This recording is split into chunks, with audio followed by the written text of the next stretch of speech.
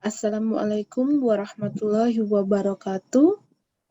Selamat datang lagi sahabat guru di channel YouTube saya. Pada video kali ini saya akan membahas latihan soal baik untuk UP, pretest ataupun seleksi akademik mata pelajaran PPG Bahasa Inggris tahun 2022 bagian yang pertama. Semoga sahabat guru selalu dalam keadaan sehat dan masih bersemangat dalam mempersiapkan diri untuk mengikuti UP maupun pretest ataupun seleksi akademik PPG Bahasa Inggris baik yang peserta murni maupun untuk retaker.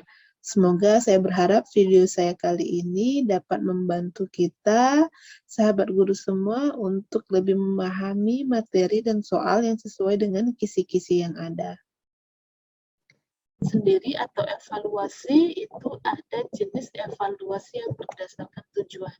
Di antaranya yaitu adalah evaluasi diagnostik atau diagnostic assessment yang dilakukan atau yang dilaksanakan evaluasi ini atau assessment ini yang bertujuan untuk menelaah kelemahan siswa beserta faktor-faktor penyebabnya. Itu kata kuncinya diagnostik adalah menelaah kelemahan siswa beserta faktornya. Kemudian yang kedua ada selective assessment atau evaluasi selektif sesuai dengan sesuai dengan katanya evaluasi selektif, berarti evaluasi atau assessment ini dilaksanakan untuk memilih memilih siswa yang paling tepat sesuai dengan kriteria program kegiatan tertentu. Itu selektif. Kemudian yang ketiga ada evaluasi penempatan atau placement test atau placement assessment yang bertujuan untuk menempatkan siswa dalam program pendidikan tertentu yang sesuai dengan karakteristik siswa. Misalkan dalam atau ada siswa yang ingin mendaftarkan diri untuk mengikuti kelas bahasa Inggris. Biasanya kan ada kelas-kelasnya itu, ada kelas children, elementary, kemudian ada advanced, intermediate, dan sebagainya. Nah, evaluasi penempatan ini dilaksanakan untuk mengetahui siswa cocoknya di tingkatan yang mana, level berapa, ataukah cocok di elementary, intermediate, atau advanced. Kemudian yang keempat ada evaluasi formatif atau assessment. Formative assessment adalah evaluasi yang dilaksanakan untuk memperbaiki dan meningkatkan proses belajar dan mengajar. Kemudian yang kelima adalah evaluasi sumatif yang dilakukan untuk menentukan hasil dan kemajuan belajar siswa. Nah, sekarang kita lihat lagi dari soal tadi bahwa kata kuncinya sudah saya merahkan di sana, yaitu pertama Miss Borilo mengerjakan atau memberikan latihan on verb, latihan kata kerja gitu ya. Kemudian setelah memberikan latihan yang difasilitasi oleh Miss Borilo memberikan kuis ataupun pertanyaan-pertanyaan untuk mengetahui sejauh mana siswanya telah mengerti pelajaran. Jadi tipe evaluasi atau assessment yang mana? Kalau sumatif tadi adalah assessment yang dilaksanakan assessment yang dilaksanakan di akhir pembelajaran untuk menentukan hasil belajar siswa, achievement-nya ya. Kemudian kalau formatif yang dilaksanakan pada saat pembelajaran berguna untuk memberikan feedback dan perbaikan pembelajaran selanjutnya. Kemudian yang C, diagnostic assessment, apakah di sini ada Miss Borilo memberikan untuk mengetahui kelemahan siswanya ataukah dia placement. Jadi yang A dan D saya rasa itu sudah bisa kita coret karena kita lihat di sini kegiatan memberikan kuisnya itu setelah Miss Borilo itu memberikan exercise atau memberikan materi tentang verb. Jadi kegiatan itu adalah bukan di akhir pembelajaran, namun pada saat proses pembelajaran. Ketika proses pembelajaran, ketika tes atau evaluasi dilaksanakan pada proses pembelajaran, maka jawaban yang paling tepat adalah formative assessment. Kemudian soal yang kedua, who among the teachers below perform the diagnostic assessment? Nah, kata kuncinya di sini adalah diagnostic assessment. Kita lihat kembali apa tadi yang dimaksud dengan diagnostic assessment adalah menelaah kelemahan-kelemahan siswa beserta faktor-faktor penyebabnya. Selain menelaah, biasanya dalam menelaah kelemahan siswa ini, siswa diberikan soal, kemudian dilihat dari beberapa soal tersebut mana yang kira-kira siswa lemah di antara soal-soal tersebut, apakah tentang recount text, misalkan siswa lemah, maka nanti akan ada perbaikan terhadap diagnostik atau hasil mendiagnosa kelemahan-kelemahan dari yang dihadapi oleh siswa. Nah, kita kembali lagi tadi ke soal bahwa di sini soalnya menanyakan di antara guru yang ada di pilihan jawaban di bawah ini yang melaksanakan diagnostic assessment atau evaluasi diagnosa. Yang pertama, Miss Santo who asks question, yang bertanya, memberikan pertanyaan ketika berdiskusi sedang berjalan untuk mengetahui di antara siswanya itu mengerti atau memahami apa yang sedang dia coba untuk emphasize, tekankan agar siswanya mengerti. Nah, kalau kita lihat di pilihan A ini bahwa kegiatan yang dilaksanakan atau ask question itu selama proses pembelajaran berlangsung, sehingga A ini adalah termasuk ke formative assessment karena dilaksanakan pada proses pembelajaran. Kemudian kita lihat yang B, Mr. Kolubong who gave a short quiz, memberikan quiz pendek after discussing thoroughly the lesson to determine the program of learning. Jadi after discussing, setelah atau di akhir pembelajaran. Maka ini disebut dengan summative assessment. Kita lihat yang ketiga, yang C, Miss Ventura who gave 10 item test to find out the specific lesson which the student failed to understand. Nah, di pilihan C ini Miss Ventura memberikan 10 pertanyaan untuk mengetahui pelajaran yang spesifik yang mana siswa itu gagal paham, gitu ya. Jadi mau dilihat kelemahan-kelemahan siswa itu di materi yang mana di antara 10 item soal yang diberikan tadi. Sehingga jawaban yang paling tepat untuk soal ini adalah C, ya. Miss Ventura who gave 10 item test to find out the specific lesson which the student failed to understand. Nah, kalau pilihan D itu Mrs. Lopez who administered a readiness test to the incoming grade 1 pupils. Jadi bukan melaksanakan evaluasi, tapi persiapan administrasi dalam melaksanakan tes tersebut. Jadi jawabannya adalah C. Sekarang kita lihat soal nomor 3. Miss Saplan is planning to do an assessment of learning.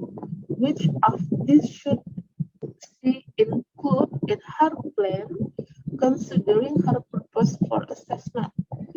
Jadi di sini Miss Saplan atau Ibu Saplan berencana akan melaksanakan assessment of learning. Jadi kata kuncinya adalah assessment of learning. Sekarang kita lihat dulu pengertian dari assessment of learning.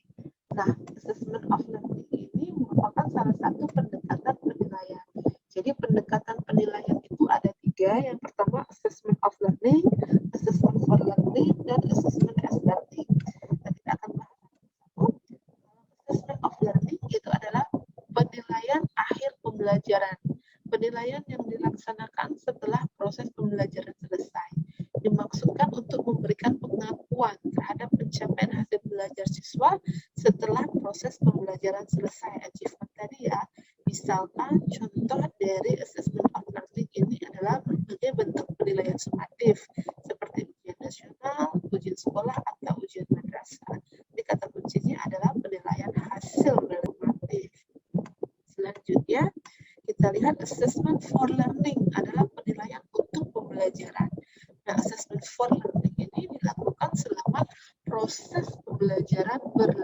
berlangsung. Dan biasanya digunakan sebagai dasar untuk melakukan perbaikan proses mengajar. Pendidik dapat memberikan umpan balik terhadap proses belajar peserta didik, memantau kemajuan, dan menentukan kemajuan belajarnya.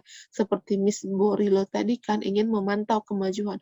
How well the student, bagaimana siswanya dapat sejauh mana siswanya atau sejauh mana, sebagus mana, sebaik mana siswanya menguasai tentang verb tadi kan.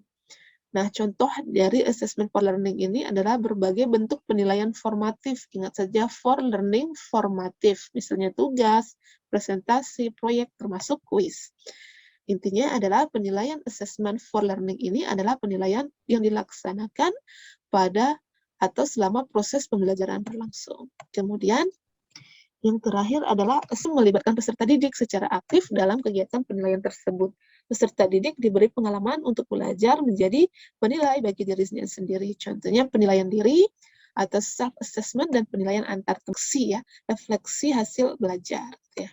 Nah, kembali lagi tadi ke soal nomor 3, bahwa Miss Saplan ini akan berencana untuk mengadakan atau melaksanakan assessment of learning. Which of this should she include? Dari hal-hal di bawah ini, mana yang harus dia masukkan ke rencananya dengan mempertimbangkan tujuannya melaksanakan assessment. Ingat, assessment of learning tadi adalah assessment yang dilaksanakan di akhir pembelajaran dan digunakan untuk memberikan pengakuan terhadap achievement siswa. Jadi otomatis jawaban yang benar adalah C, memberikan atau mensertifikasi siswanya gitu ya. Jadi assessment of learning jawabannya adalah yang C. A itu lebih ke assessment feedback. Kemudian yang D lebih ke assessment for learning karena immediate feedback gitu ya. To determine the area of interest of learning. Biasanya di sini kita lanjut soal nomor 4. An assessment for learning so teacher can make adjustment in their instruction. Kira-kira bentuk penilaiannya apa di assessment for learning, sehingga guru bisa memberikan instruksi atau penilaian mereka, apakah summative assessment, quarterly assessment, formative assessment ya. Kita lihat lagi assessment for learning, bentuk tesnya pembelajaran, kemudian dapat memberikan umpan balik atau feedback, kemudian memantau kemajuan. Nah, contohnya adalah berbagai jawabannya di sini adalah assessment for learning. Contoh atau guru bisa membuat instruksi atau bentuk tesnya yaitu formative assessment. Tadi saya katakan bahwa ingat saja for assessment for learning untuk formative assessment. Kita lihat soal yang nomor 5. Promoting independent learning in English classes, Dr. Know-how applies self-assessment technique. He guides learners to set their own goals, to monitor their own progress. He provides examples and models, quality work that reflects curriculum outcomes, and work with the student to develop their criteria of good practice. Here, Dr. Know-how implements the concept of assessment. Jadi dalam kasusnya Dr. Know-how ini, assessment apa yang dilaksanakan? As learning, of learning, for learning, about learning, or in learning. Jadi kita katakan bahwa ada 3 pendekatan, as, of, dan for. Sehingga pilihan B dan C bisa kita eliminasi. Nah, kata kunci dari soal di sini adalah self-assessment technique, penilaian sendiri ya. Penilaian diri sendiri. Kemudian, he guide learner to set their own goal. Jadi di sini siswa lebih aktif bagaimana memonitor progresnya. Dan juga untuk merefleksi kurikulum outcome, hasil dari kurikulum itu bagaimana ya, untuk memberi perkembangan terhadap siswanya gitu. Jadi yang paling cocok apa kira-kira? Ya, yang benar adalah jawabannya as learning, penilaian untuk sebagai pembelajaran, karena to set their own goals, to monitor. Jadi siswa aktif yang paling tepat dan about. Kemudian kalau off learning tadi bentuk tesnya adalah summative, yang for learning bentuk assessment, penilaian diri sendiri, kemudian juga bagaimana siswa bisa set their own goals and monitor their own progress, maka yang lebih cocok adalah as learning. Yaitu if a test measures the ability it claims to measure, then the test has blanks validity. A. Content, B. Construct, C. Phase, D. Concurrent. Jadi di sini adalah yang ditanyakan bentuk validity atau jenis validitasnya yang mana, apakah content atau construct atau phase atau concurrent. Berdasarkan soalnya, jika tes itu mengukur atau menilai the ability, kemampuan, it claims to measure, macam validitasnya ya. Nah, tes yang baik itu harus memenuhi beberapa kriteria atau principle of assessment. Ada 5 principle of assessment: practicality, reliability, validity, authenticity, dan wasback. Bagi sahabat guru yang belum menyaksikan video ini, silakan dicek lagi video di channel saya, sudah saya bahas tuntas terkait principle of assessment. Nah, dari 5 itu yang kita bahas adalah yang validity atau validitas. Nah, validitas ini merupakan atau mengacu pada tingkatan ketepatan tes tersebut sebagai alat ukur hasil belajar siswa. Suatu tes atau instrumen dikatakan valid apabila tes atau instrumen tersebut dapat dengan tepat mengukur apa yang hendak diukur. Tes yang dimaksudkan untuk mengukur kompetensi listening, maka seluruh butir soal harus berbentuk teks lisan yang diperdengarkan kepada siswa, bukan teks tulis. Jadi validitas ini adalah mengukur apa yang hendak diukur, kemampuan siswa memahami atau menguasai descriptive text.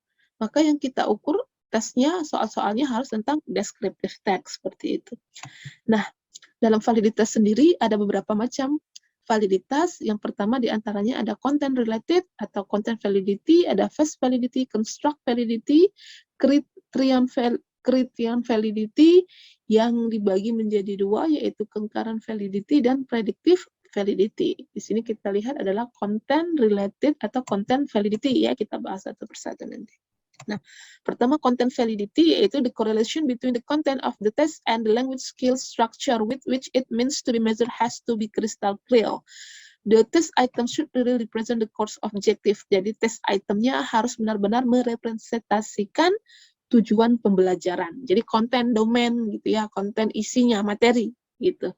What do you think if a listening test requires students to read passages to compare instead of requiring students to listening attentively? Jika guru ingin melaksanakan tes listening, tetapi dia meminta siswa untuk membaca, jadi itu kan enggak konten validity-nya tidak valid gitu, listening tapi reading gitu. Next, kemudian kriterion, saya akan bahas sekilas saja, the relationship within the test score and the outcome. Jadi itu artinya kriterion validity itu bagaimana hubungan antara skor dengan hasilnya gitu ya. The test score, hasil tesnya itu harus benar-benar mencerminkan kriteria that is tend to measure in the test. Jadi nilai yang didapat itu harus mencerminkan kemampuan siswa tersebut. Nah, untuk membuat tes atau instrumen itu memiliki criterion validity. Nah, criterion validity ini dibagi menjadi 2. Yang pertama concurrent validity, di mana concurrent validity ini disebutkan bahwa a test is have concurrent validity if its result is supported by other concurrent performance beyond the assessment itself. Jadi maksudnya gini, jika siswa ini mendapatkan nilai 80 dalam pelajaran bahasa Inggris speaking, maka harus dibuktikan dengan penampilan siswa terhadap penilaian itu, pembuktian terhadap penilaian itu. Jika ketika dia praktek speaking nilainya 80 atau mendekati, maka dikatakan bahwa dia memiliki concurrent validity. Nah, di sini dicontohkan, the validity of high score on the final examination of a foreign language course will be verified by the actual proficiency in the language, gitu ya. Ini skornya harus mencerminkan kemampuannya. Yang kedua, predictive validity, yaitu yang memprediksikan, yang bisa memprediksikan kemampuan siswa dari skor yang ada gitu. Contohkan misalkan tes TOEFL gitu ya. Dari nilainya yang 500, maka kita memprediksikan bahwa dengan nilai 500 itu kemampuan bahasa Inggris siswa itu bakal baik gitu. Kemudian yang ketiga ada construct validity. Construct validity ini adalah refer to concept or theory which including the language ability. Jadi construct validity show the result, menunjukkan hasil of the test really sangat merepresentasikan the same construct with the ability of the student which is being measured. Jadi misalkan maksudnya gini, dari teorinya itu siswa itu memahami, kemudian juga siswanya juga mampu menunjukkan skillnya terhadap materi teori yang sudah dia pelajari, mampu diimplementasikan, diaplikasikan. Itu yang sebenarnya construct validity, bukan hanya sekedar konten atau materi ya. Kemudian yang keempat, consequential validity, di mana consequential validity ini refers to the social consequences of using of a particular test for a particular purpose, gitu ya. The use of the test is set consequential validity to the extent the society benefit from the use of the test. Misalnya siswanya mendapatkan nilai bagus gitu ya, maka siswanya mendapatkan beasiswa. Kan ada social consequences-nya terhadap nilai yang dia dapat. Terus yang kelima adalah face validity. Face validity ini refers to the degree which assessment or test subjectively appears to measure the variable or construct that is supposed to measure. In other words, face validity is when assessment or test appears to do what it claims to do. Jadi intinya di face validity ini adalah bagaimana tes itu hanya sebagai kelihatannya saja, appears-nya saja. Kelihatan seperti dia mengukur apa yang hendak diukur, tapi kita tidak tahu secara benar atau secara detail apakah tes itu mengukur benar-benar apa yang hendak diukur. Karena di sini dikatakan bahwa which an assessment or test subjectively appears, ya, secara subjektif kelihatan dia mengukur apa yang hendak diukur. Misalkan tesnya itu tentang present tense, secara sekilas dilihat bahwa tes itu memang untuk present tense, tapi jika kita dalami lagi ternyata mungkin ada soal tentang vocabulary dan lain sebagainya. Itu yang disebut dengan face validity, face, wajah, lihatnya saja. Nah, kita kembali ke soal nomor 6. If a test measure the age, ini tadi adalah the ability. Kita lihat bagaimana the ability-nya it claims to measure gitu ya. Kalau kita lihat konten tadi lebih ke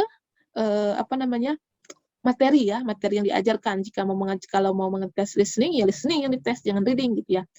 Kalau face tadi itu appears ya, kelihatannya. Kalau concurrent itu nilainya harus dibuktikan dengan cocok. Jawabannya adalah B, construct validity. Kita lihat lagi di sini di mana construct validity of the test really represent the student which is being measured. Jadi kemampuan siswanya ya dalam mengkonstruksi konsep dan materi, konsep dan teori yang sudah dia kuasai. Jadi jawaban yang paling tepat adalah B, construct validity. Sekarang kita lihat yang nomor 7.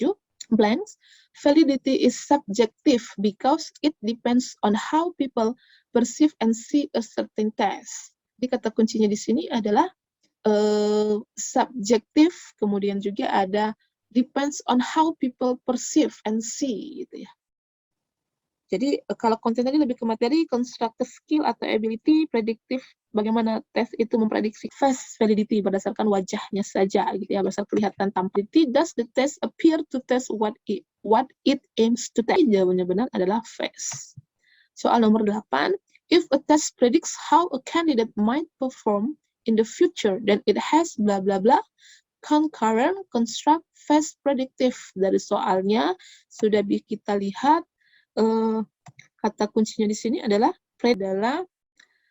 lihat di sini predictive validity criterions. Jadi validity untuk soal nomor 8. Next, nomor 9. In the final exam, you constructed evaluates only the last 3 topics out of 10 that you have taught. Then the test has a low blank validity. Dalam final exam, ujian akhir, seorang guru mengkonstruksi untuk mengevaluasi hanya membuat soal 3 atau membuat 3 topik ya dari 10 topik yang sudah diajarkannya. Nah, kemudian bahwa tes tersebut memiliki validitas yang rendah, apakah kontennya construct, face, atau prediktif.